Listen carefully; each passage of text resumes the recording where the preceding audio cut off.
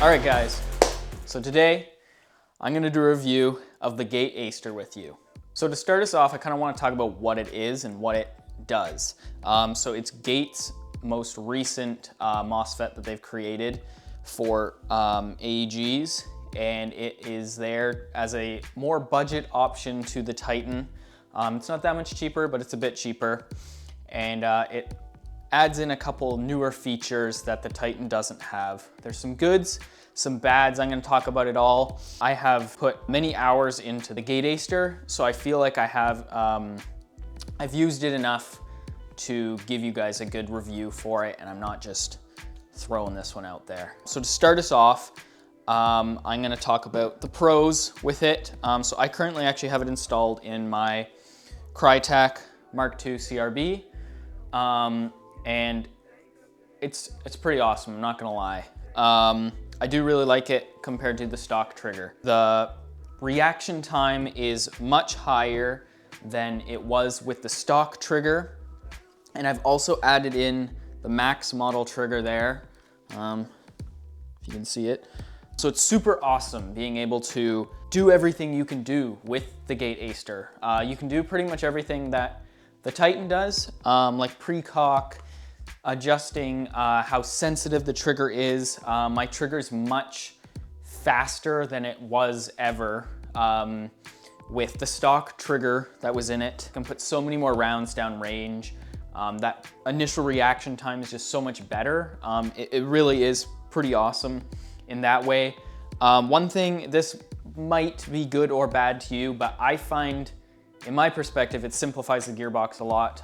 When you open up the gearbox, it makes it a lot easier to work with things. It just feels like there's less clutter in the gearbox. Part of that is also kind of scary because if you were to somehow touch one of the sensors or something and break one of the sensors when you're installing it, that can also be kind of scary because it could be very easy to break it. I haven't had any issues with that. I was pretty careful when I installed it, so it works well. But every time I do open up the gearbox, it is a little scary. Like, am I gonna blow this thing up when I put it back together? I like being able to plug it in the computer. A lot of people may not because they like to have a little control pad that they can do it all with that. But I like the computer, I just find it easier. I bring it with me every time I go to the field. I've kind of learned the hard way that if you buy a Gate Aster, you have to bring your laptop with you, or if you have an Android device that you can connect to, you can do that. I don't, I have an iPhone, so yeah, that was a bad day. And then also the fire modes. One thing I really like about it is just being able to adjust fire modes on the fly, not just having semi and full auto. It's kind of fun getting to mess around with the other modes. I really like being able to adjust it all via trigger. I have the basic version, so it only allows me to do a couple modes. But it's more than enough for me. I don't need any more.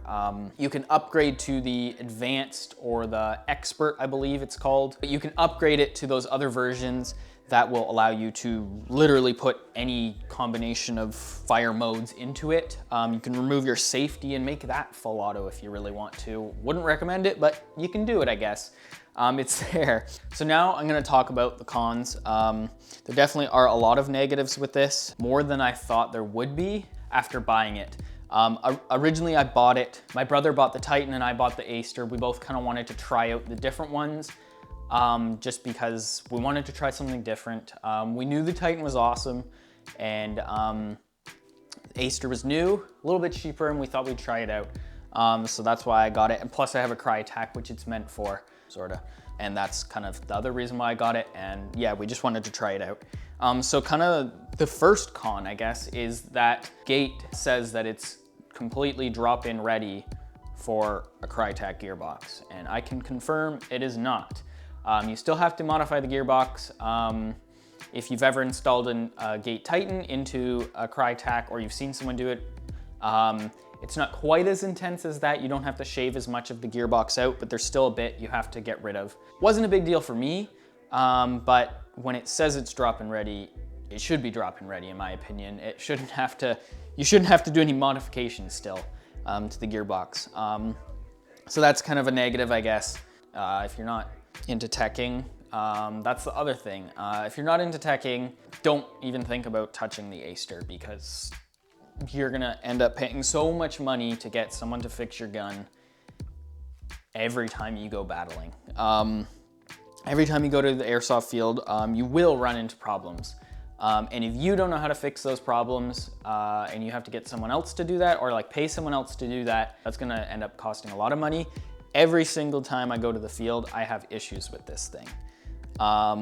Whether it is the sensors taking in too much light, or just something else going funny, every single time I've taken this gun to the field, it has had some sort of problem with me.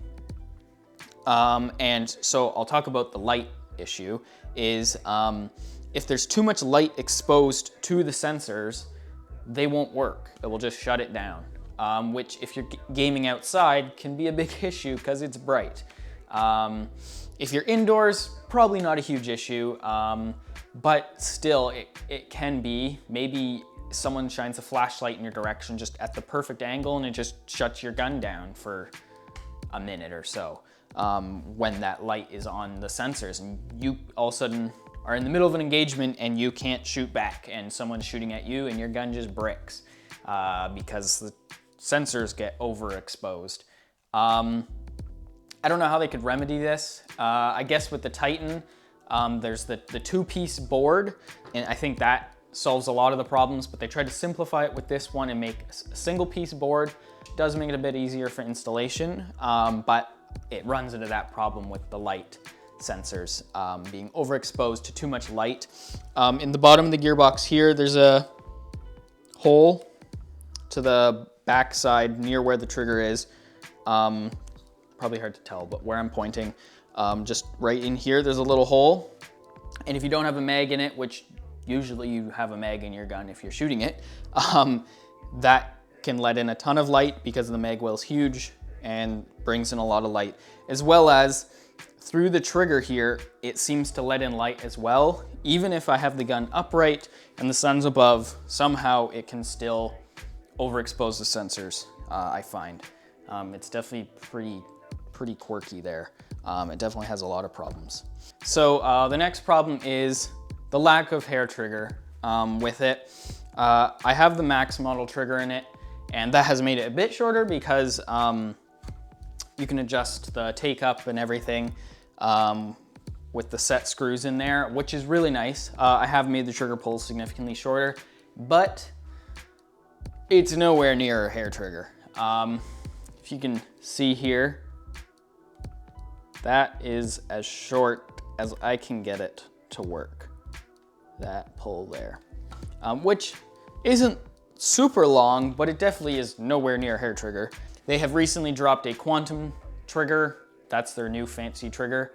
And apparently it really does let you go hair trigger mode, but I do not have it, and I don't really plan on buying it because I don't really want to spend more money on this thing for it to disappoint me further. I have spent a lot of time trying to tune this trigger, and that's about as short as I can get it reliably. And what I mean by reliably is I can make it way shorter than that, plug in the battery, shoot the gun a couple times, but then the second I flip the gun back to safe and back to semi, it bricks. It just doesn't work anymore after that point. Unplug the battery, plug it back in, then it works again.